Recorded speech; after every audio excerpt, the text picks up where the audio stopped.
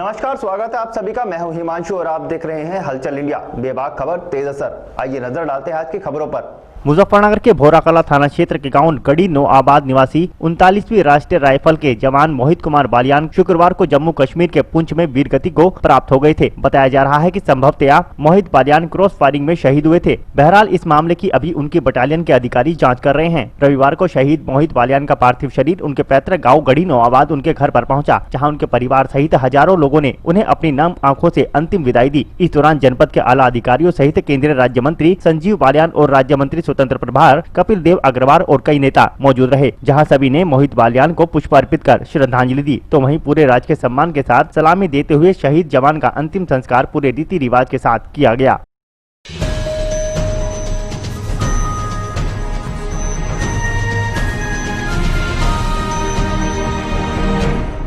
मुजफ्फरनगर में सुरक्षा व्यवस्था के मद्देनजर और लॉकडाउन का पालन कराने हेतु मालवीय चौक पर पुलिस द्वारा सघन वाहन चेकिंग अभियान चलाया गया। जनपद मुजफ्फरनगर के महावीर चौक पर सुरक्षा व्यवस्था के मद्देनजर एवं लॉकडाउन का पालन कराने हेतु जनपद मुजफ्फरनगर के एसएसपी अभिषेक यादव के निर्देश पर पुलिस कर्मियों द्वारा मालवीय चौक पर चेकिंग अभियान चलाया गया, जहाँ पर पुलिस द्वारा वाहनों को रोककर उनकी गहनता से तलाशी ली गई एवं संदिग्ध लोगों से पूछताछ कर ही उन्हें जाने दिया गया। पुलिस द्वारा लॉकडाउन का उल्लंघन करने वाले वाहन चालकों के चालान भी काटे गए और सख्त हिदायत दी कि बेवजह अगर सड़क पर घूमते नजर आए तो उनके विरुद्ध कानूनी कार्रवाई की जाएगी।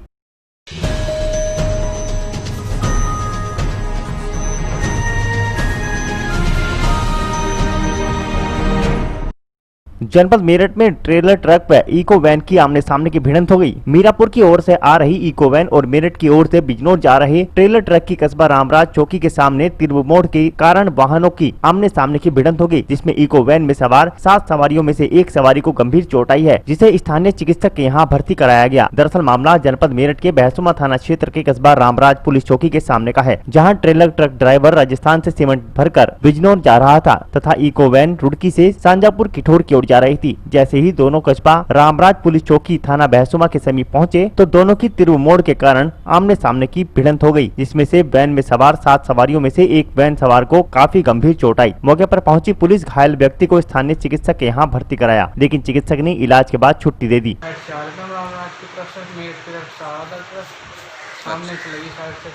अच्छा, आप मीरापुर की ओर जा रहे थे? मीरापुर की तरफ से आ रहे थे, सांजापुर अच्छा, की तरफ जा रहे थे। अच्छा, आप सांजापुर के ठोड़ जा रहे थे और वो मेरठ की तरफ से आ रहा था। टक्कर आमने सामने की हुई? हम तो सीधे आते सड़क लंबा था। अच्छा, तो ट्रक का पिछला हिस्सा लगा क्या? नहीं, आगे वाला लगा। किस जगह हुआ है? चौकी के पास। अच्छा।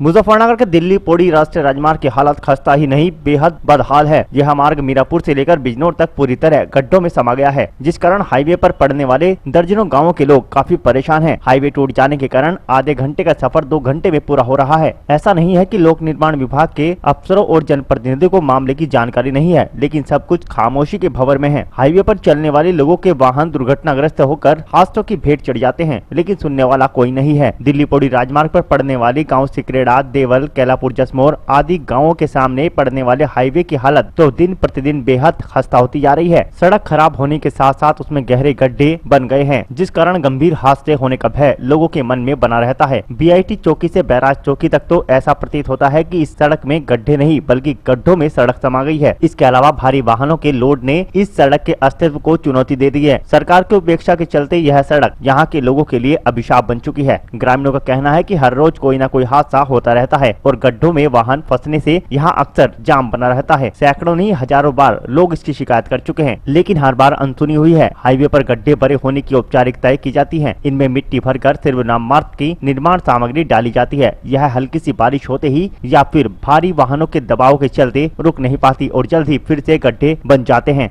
अजी मैं बिजनौर से आ रहा था और जो गाड़ी सामने से भी आ रही थी, खंदक बहुत ज्यादा है। हाँ, और जो मेरी बीबी गिर गई इसमें। हाँ, चोट आ गई, सिर फट गया इसका। ये हाथ टूट गया, खाल में गया। बहुत ज्यादा खड्डे हैं साहब, अजी खड्डे ही खड्डे दूर तक, बहुत ज्यादा खड्डे हैं।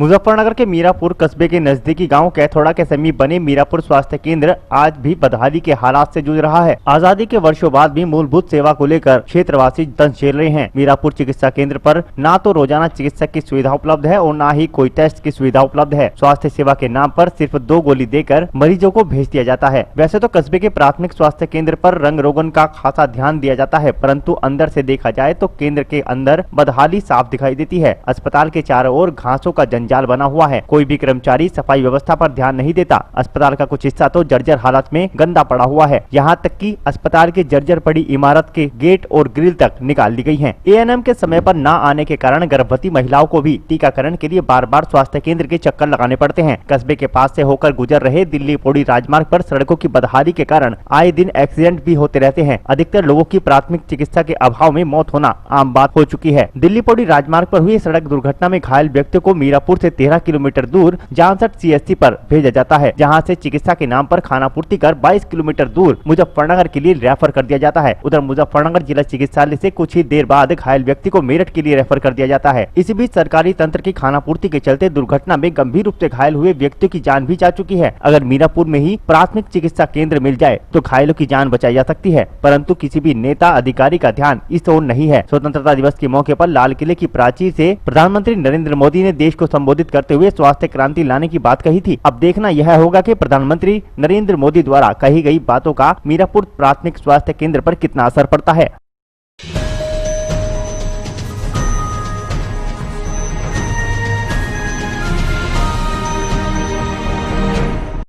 उत्तर प्रदेश के अमरोहा में मकान के विवाद को लेकर 2 पक्षों में जमकर मारपीट हुई, जिसमें 3 लोग घायल हो गए। आदमपुर थाना क्षेत्र के गांव सिमथला में आज मकान पर कब्जे को लेकर 2 पक्षों में लाठी डंडे चले, जिसमें 3 महिलाएं गंभीर रूप से घायल हो गई, जिन्हें उपचार के लिए CSC रहरा में भर्ती कराया गया। गाँव निवासी उर्मिला पुत्री चेतराम की शादी जनपद संभल के थाना रजपुरा के गाँव परतापुर में हुई थी। कल वह अपने माँ के सिमथला आई हुई थी। इसी दौरान गांव के ही थान सिंह पुत्र बुद्धन, जीतराम पुत्र उमराव, शीशपाल पुत्र बलराज, अतरकली पत्नी भोजराम, उमराव पुत्र मंगली, महानंद पुत्र उमराव, प्रेम पुत्र उमराव से मकान के कब्जे को लेकर लाठी डंडे चल गए, जिसमें प्रेमवती पत्नी पवन खड़कवंशी निवासी परतापुर थाना रजपुरा आदि लोग घायल हो गए। सूचना पर पहुंची पुलिस ने घायलों को उपचार के लिए CSC रहरा में भर्ती कराया। मेरी जमीन पर नाजायज कब्जा कर रखा। किन लोगों ने कर रखा? यह अतरकली पत्नी भोजराम, थान सिंह पुत्र बुद्धन, उमरा पुत्र मंगली, जीतपाल और प्रेम, महानंद पुत्रगण उमराव और तुम्हारे शीशपाल और एक इमरत, इन्होंने मारपीट करी सुबह। किस बात को लेकर मारपीट हुई? उस पर छप्पड़ धर रहे जबरदस्ती से कब्जा करके जमीन। बच्चों ने मना करी, इन्होंने मारपीट करी, कुहाड़ी सिर में मारी है, कुहाड़ी से सिर काट दिया। कितने लोग घायल हैं इसमें?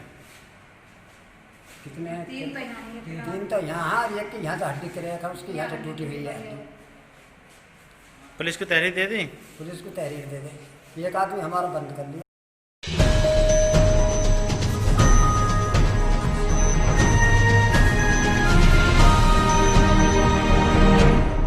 सहारनपुर के गंगो ब्लॉक के गांव बंदाहेड़ी में विश्व शांति के लिए 12 घंटे तक लगातार यज्ञ का आयोजन किया गया। बंदाहेड़ी में विश्व शांति के लिए शांति कुंज एवं आर्य समाज की तरफ से यज्ञ का आयोजन किया गया, जो सुबह 6 बजे से शुरू होकर शाम 6 बजे तक चला, जिसमें सभी ग्रामवासियों ने बढ़ चढ़ कर हिस्सा लिया। आचार्य वीरेंद्र शास्त्री ने बताया कि यज्ञ से प्रकृति शुद्ध होती है। प्राचीन काल से यज्ञ ही ऐसी विधि है जो प्रकृति को फिल्टर करने का कार्य करती है। यह करने से हमारे जीवन पर अच्छे प्रभाव पड़ते हैं। उन्होंने कहा कि सरकार के द्वारा भी यज्ञ का प्रचलन गाँव स्तर पर होना चाहिए। कार्यक्रम तो ये प्रातः 6 बजे से लेकर के अब 6 बजे तक है और इसका मूल उद्देश्य है वातावरण को शुद्ध करना, पवित्र करना। शास्त्रों में यज्ञ के प्रति जो बात कही है वो शास्त्र कहते हैं यज्ञ और वही श्रेष्ठतम कर्म।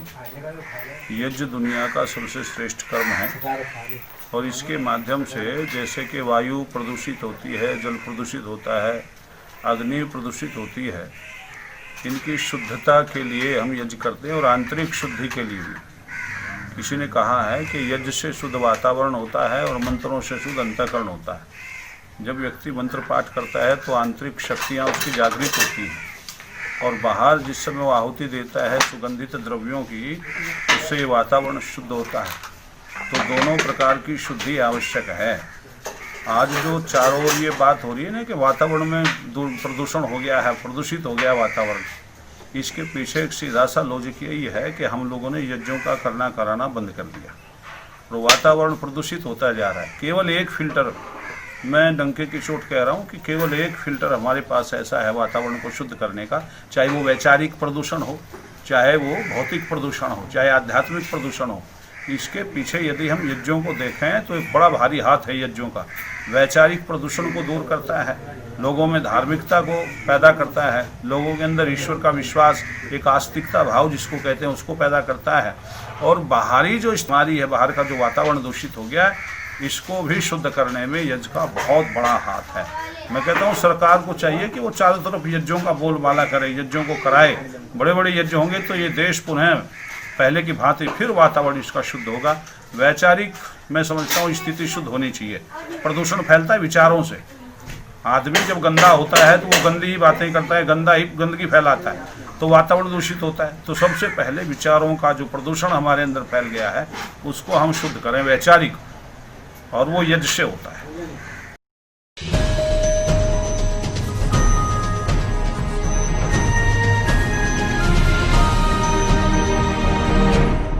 भारतीय किसान यूनियन तोमर जिला अध्यक्ष सनी चौधरी के नेतृत्व में बैठक का आयोजन किया गया। मेरठ के बहसुमा में रविवार की सुबह गांव सैफपुर फिरोजपुर रामराज में पत्रकार प्रवीण उपाध्याय के आवास पर एक भारतीय किसान यूनियन तोमर की बैठक का आयोजन किया गया, जिसमें किसानों ने बैंक की समस्याएं रखी। बैंक अपनी मनमानी कर रहे हैं तथा पिछले कई महीनों से लॉकडाउन के चलते बैंक पासबुक की एंट्री भी नहीं की जा रही। बिजली के बढ़ते बिल से परेशान किसानों और मजदूरों ने आपबीती बताई तथा डीजल व पेट्रोल के बढ़े दामों की समस्याएं जैसे विभिन्न विषयों पर चर्चाएं की गई, जिससे जिला प्रभारी इंतजार चौधरी ने जल्द ही निपटाने का आश्वासन दिया। इसके बाद संगठन का विस्तार करते हुए युवा जिला अध्यक्ष सनी चौधरी ने तहसील मवाना मीडिया प्रभारी प्रवीण उपाध्याय को नियुक्त किया और उसके साथ ही किरण पाल वाल्मीकि व सतीश उपाध्याय को कार्यकारिणी की सदस्यता दिलाई। इस अवसर पर भारतीय किसान यूनियन तोमर युवा जिला अध्यक्ष सनी चौधरी, परविंद्र कुमार उर्फ जैन, ग्राम अध्यक्ष मोहम्मदपुर सकिस्त व ग्राम सदरपुर अध्यक्ष जितेंद्र अहलावत, आनंद प्रकाश उपाध्याय, गाँव सैफपुर फिरोजपुर, शिव कुमार उपाध्याय, महेश धीमान, कृष्ण उपाध्याय इत्यादि लोग मौजूद रहे।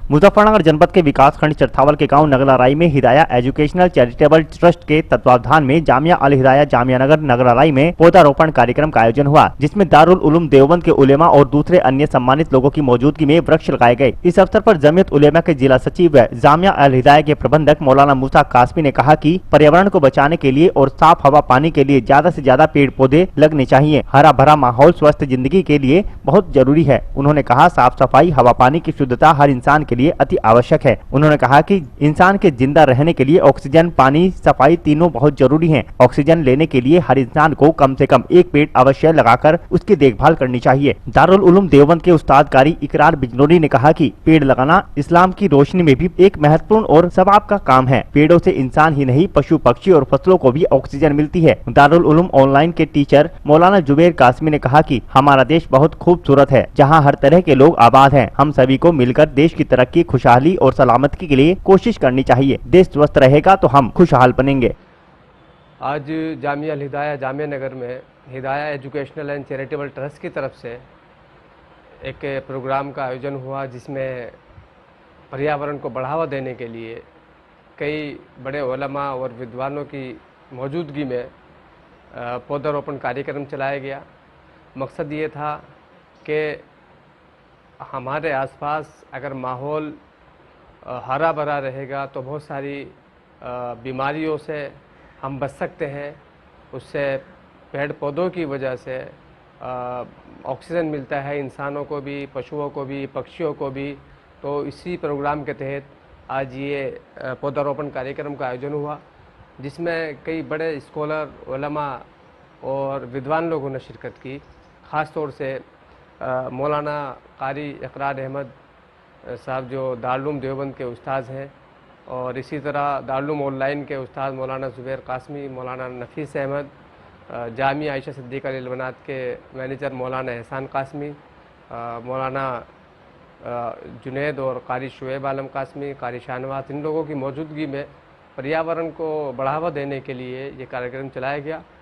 याद रहे कि हिदाया एजुकेशनल चैरिटेबल ट्रस्ट की तरफ से इस तरह के प्रोग्राम चलते रहते हैं, जहां ये ख़ास तौर से पौधारोपण कार्यक्रम जो हम पिछले 1 साल से लगातार चला रहे हैं, जिसमें बहुत सारी आम जगहों पर यानी पब्लिक पैलेस में, मंदिरों में, मस्जिदों में, स्कूलों में, कॉलेजों में हमने इस कार्यक्रम को चलाया और आगे भी हम इस कार्यक्रम को इंशाल्लाह चलाते रहेंगे। बहुत बहुत शुक्रिया।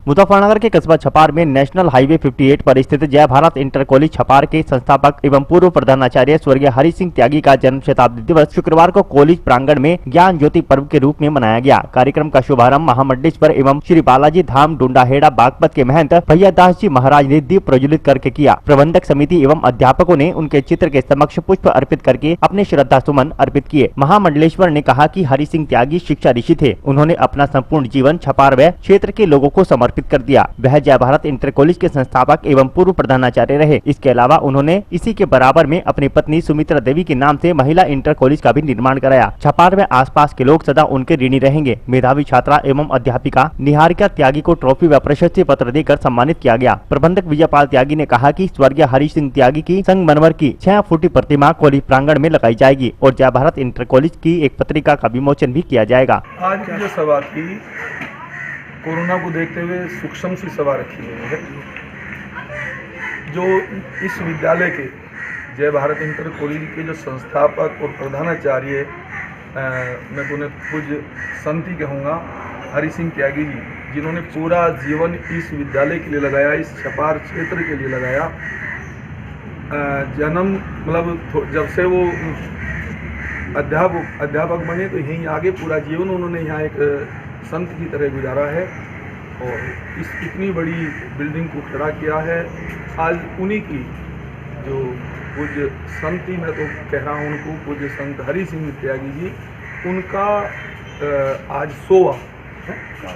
100वीं जन्म तिथि उनका मनाया गया, जन्म दिवस मनाया गया 100वां। तो आज सेंचुरी लगी है उनके जन्मदिन की, बड़ा अच्छा लगा।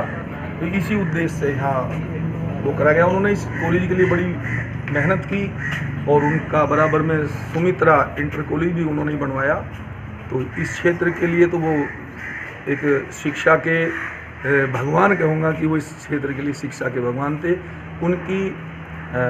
उनके जन्म दिवस पर ये सभा होगी। महाराज जी, कोरोना काल चल रहा है, पूरी दुनिया संकट को झेल रही है। क्या जनता को आप अपना संदेश देना चाहेंगे कि किस तरीके से? मैं आपके चैनल के माध्यम से जनता को ये संदेश देता हूँ कि कोरोना से आजकल लोग डरो, परंतु डरने का मतलब ये नहीं कि घर में बैठ जाओ। डरो, दूरी बना कर रखो। मैंने भी आपके कैमरे की वजह से मास्क खोल दिया, मास्क लगा कर रखो और सफाई का विशेष ध्यान रखो। अनजान जगह से कहीं भी कुछ खाना पीना मत खाओ। कहीं भी तुम सफ़र में जा रहे हो तो घर जाके स्नान ध्यान करो, इस पर विशेष ध्यान रखो। और भगवान का स्मरण, सबसे जो आपदा आती है, भगवान जब रुष्ट हो जाता है उस कारण आपदा आती है। आज पूरा विश्व में आपदा आई है, ये भगवान जरूर रुष्ट हैं किन्हीं कारणों से। और कारण क्या कि हर आदमी अपने तक सीमित है। भगवान ने जो मनुष्य जीवन दिया है वो परोपकार के लिए दिया, परंतु मनुष्य परोपकार को तो भूल गया। परोपकार को बोलूँ केवल अपने 1 बच्चे 2 बच्चे तक सीमित हो गया।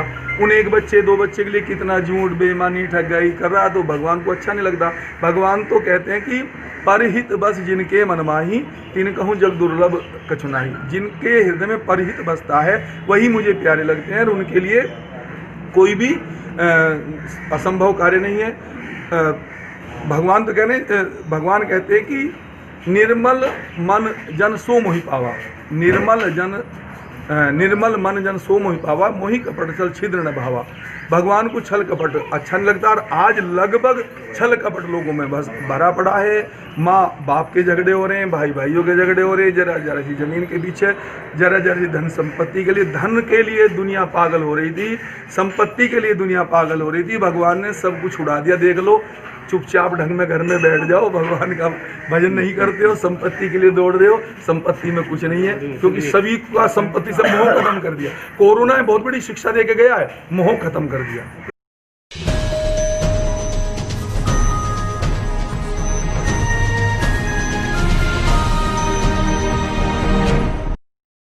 आज के बुलेटिन में इतना ही। कल फिर होंगे हाजिर कुछ नई और ताजा खबरों के साथ। देखते रहिए हलचल इंडिया, बेबाक खबर तेज असर।